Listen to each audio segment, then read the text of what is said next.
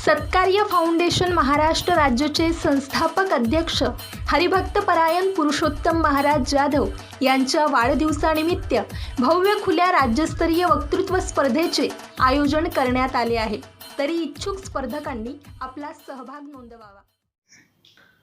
सत्कार्य foundation आयोजित online वक्तृत्व स्पर्धेमध्ये आपल्या सगळ्यांना मनपूर्वक नमस्कार। मित्रांनो, लहानपणी शाळेत शिकत असताना काही विषय निबंधाच्या स्वरूपाने आमच्या समोर यायचे। त्याच्यामध्ये अनेक विषयावरती मनोरंजनात्मकपणे आणि विचारात्मक पद्धतीने आम्ही आपले विचार मांडायचो। त्या विषयांपैकी काही विषय फार मजेदार होते।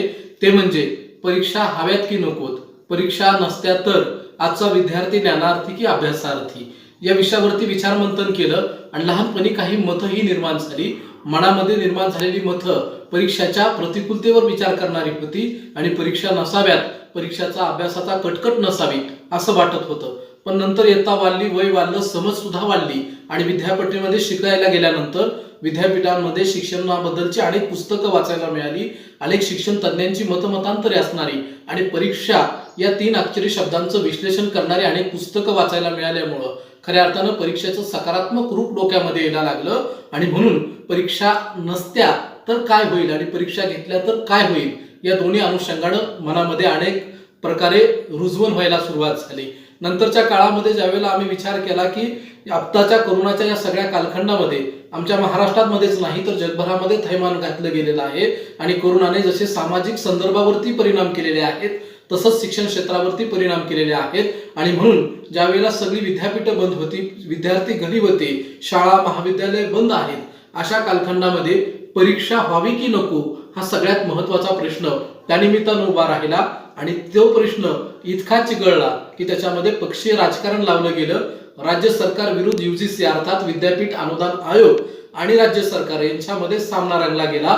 मतमतांतर व्यक्त करणारी वाचाळवीर नेत्यांची एक रांग उभा राहिली आणि प्रत्येक जण त्याच्यावरती आपलं मत व्यक्त करायला लागला आणि ते मत व्यक्त करत असताना अनुकूल बाजूने बोलणाऱ्यांचा एक वर्ग आणि प्रतिकूल बाजूने बोलणाऱ्यांचा एक वर्ग असा निर्माण झाला आणि त्यातून महत्त्वाचा प्रश्न निर्माण झाला, नव्हे तर कळीचा मुद्दा निर्माण झाला की परीक्षा व्हावी की नको। आणि त्याच कळीच्या मुद्द्यावरती विचार मंथन करण्यासाठी संयोजकानं आपल्याही स्पर्धेमध्ये विषय दिलाय, परीक्षा व्हावी की नको। आणि त्याच विषयावर विचार मंथन करण्यासाठी नमस्कार, मी धनंजय मोहन झोंबाडे, मुक्कामपोट सांजा, तालुका जिल्हा उस्मानाबादचा एक युवक विषय मांडतो आहे, परीक्षा व्हावी की नको। मग मी सांगत होतो की राज्य सरकार आणि विद्यापीठ अनुदान आयोगांमध्ये हा प्रश्न एवढा चिघळला गेला की विद्यापीठ अनुदान आयोग अर्थात केंद्र सरकारनं सुप्रीम कोर्टामध्ये धाव घेतली आणि सगळ्या राज्य सरकारांना प्रतिवादी करण्यात आलं आणि सुप्रीम कोर्टानं त्याच्यावरती काही सुनावण्या घेतल्या, राज्य सरकारची मतं विचारात घेतली आणि मतं विचारात घेतल्यानंतर सुप्रीम कोर्टाने एक ऐतिहासिक निकाल दिला आणि त्याच्यामध्ये सुप्रीम कोर्ट असं सांगतं की जर तुम्ही परीक्षा देणार नसाल तर तुम्हाला पदवी देता येणार नाही, त्यामुळे परीक्षा देणं हे बंधनकारक आहे। आणि हे सांगत असताना सुप्रीम कोर्टानं सगळ्यात महत्त्वाचा मुद्दा नोंदवला जो विद्यापीठ अनुदान आयोगाचा कायदा 4.18 सांगतो की परीक्षा ह्या व्हायलाच पाहिजेत आणि म्हणून परीक्षा या हवेत या बाजूने पुढच्या काही मिनिटांमध्ये माझं मनोगत व्यक्त करण्यासाठी काही मुद्दे आपल्या समोर मांडणार आहे।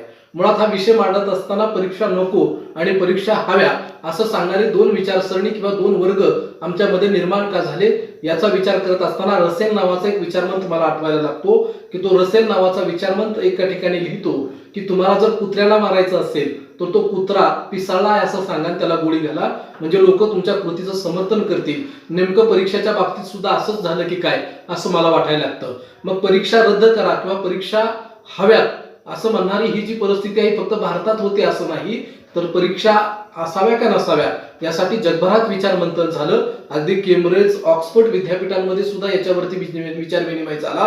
पण दुर्दैव असं आहे की भारतात जेवढं राजकारण याच्यावरती झालं, जेवढ्या चर्चा भारतामध्ये झाल्या किंवा जेवढं नकारात्मक चित्र मांडलं गेलं तेवढं दुर्दैवानं भारताच्या बाहेर कुठेही मांडलं गेलं नाही आणि म्हणून परीक्षा हव्या की नको या चर्चेला विचार करत असताना जगभरानं परीक्षा हव्यात असा निर्णय घेतला आणि भारतात सुद्धा सुप्रीम कोर्टानं परीक्षा हव्यात असं नोंदवलं आणि मलाही व्यक्तिगत पातळीवर असं वाटतं की परीक्षा असायला पाहिजेत। मग परीक्षा का घेतल्या पाहिजेत याचे काही मापदंड किंवा काही गोष्टी समजून घेतल्या पाहिजेत की कोणतीही परीक्षा घेत असताना त्याचे 2 उद्देश असतात। एक उद्देश हा असतो की विद्यार्थी त्या अभ्यासक्रमातून किती शिकला आहे आणि त्याला काय समजलं आहे हे विशिष्ट मापदंडाच्या आधारे तपासणं हा एक मापदंड त्यातला असतो आणि दुसरा म्हणजे स्पर्धात्मक आणि गुणात्मक उत्कृष्टतेला प्रोत्साहन देणं ह्या दोन बाजू परीक्षा घेण्यामागे असतात, पण मात्र आपण या दोन्हीचा विचार करत नाही आणि परीक्षा नको या मागे लागायला लागतो. मुळामध्ये मला वाटतं की परीक्षा नको म्हणणाराचा वर्ग याच्यासाठी वाढतो आहे की शिक्षणाच्या आईचा घो